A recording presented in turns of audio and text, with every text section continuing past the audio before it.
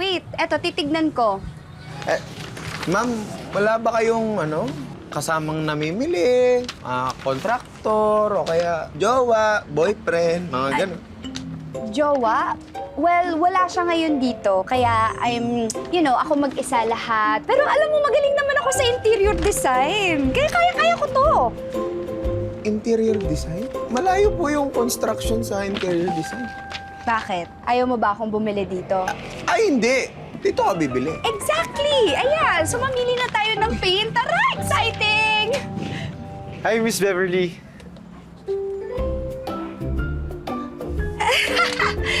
Richmond! Magnininong ka sa binyag?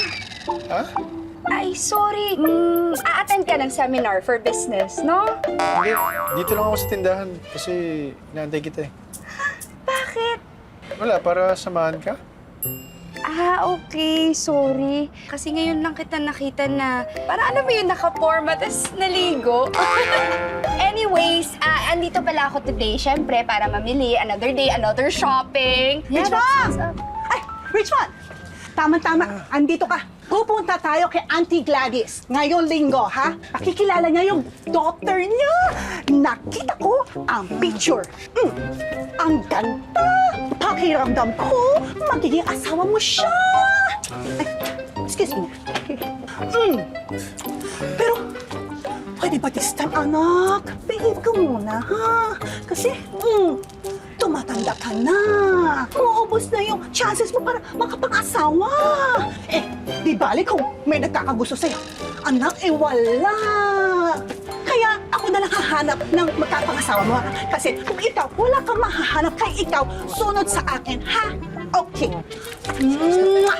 Sige, ako alis muna, ha? Bye-bye. Woo! Anyways, I'm done for today. Oo, I think balik na lang ako ulit bukas. Ha? Sige. Okay? Thank you. Thank you, guys. Sige. By the way, ang cute mo. Ang cute mo, mama's boy. Sige, see you. Mali. Ako makahanap pa ba sa'yo?